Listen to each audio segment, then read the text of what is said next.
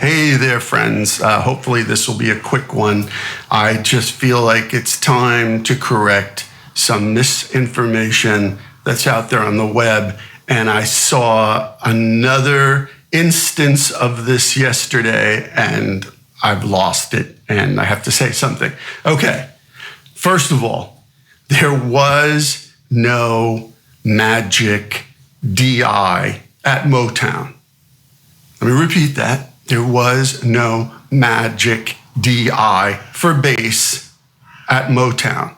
I know you will see several instances. There's at least 3 companies out there saying that they make the Motown DI, and I'm here to tell you that it's complete nonsense. It's total BS. How do I know this? Because I worked with Bob Olson from Motown for the last 22 plus years. Furthermore, I got to meet Mike McLean, who built and designed most of the gear that wasn't commercially available gear that Motown had in their studios. He built it, he designed it. When they needed something, Mike said, let me figure this out, and made it. He made a custom console, he made whatever they needed to achieve their audio goals. Now, Bob has told me several times over the years, because he and I had Bob Babbitt with us, right? We worked with Babbitt for 12 years in Nashville, and Babbitt was always trying to get that Motown sound. And Bob was like, hey, listen, get rid of all the rack gear you got and this and that and the other thing. Let's just try this. And we built a little preamp with a big transformer in it and some Pultec-like EQs if we needed them, which we didn't always need. And we put Babbitt direct into that, and he went, oh, there's the sound. Why? Because there wasn't a whole bunch of junk in the signal path at Motown.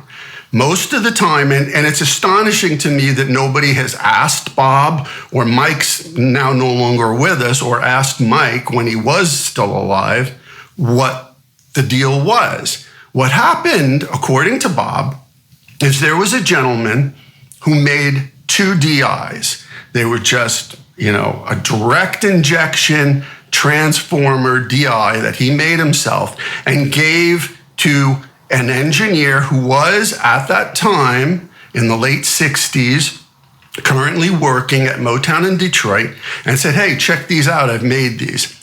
That engineer then left Motown 2 months later to go off for other pastures.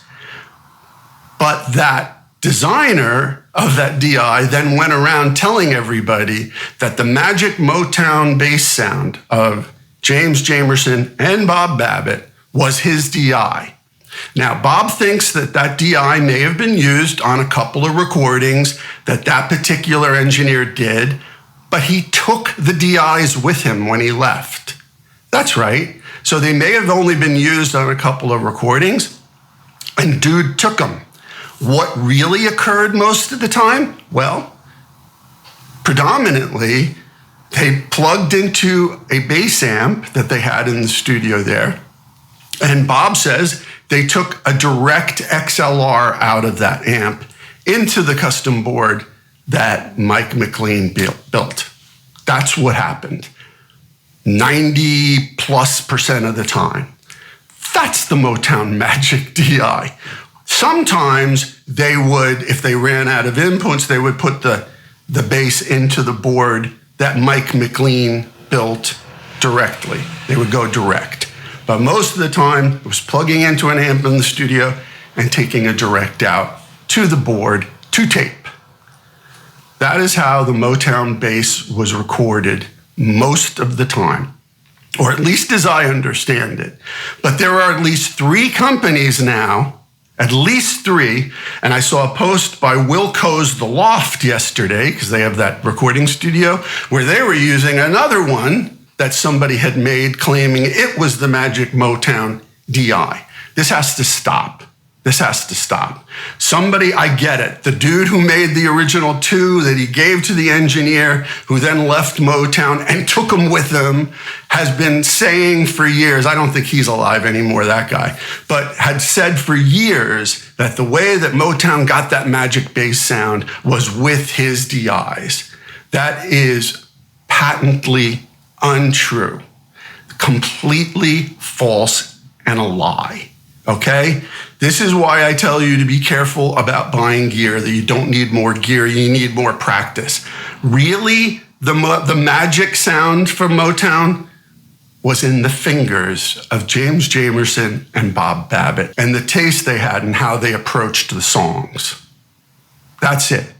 No magic DI, no special formula, just really good playing, amazing arrangements, great band, great songs, and really, really good engineers.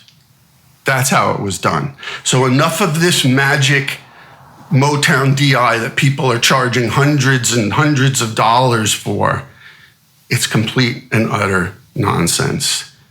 Come at me, bro.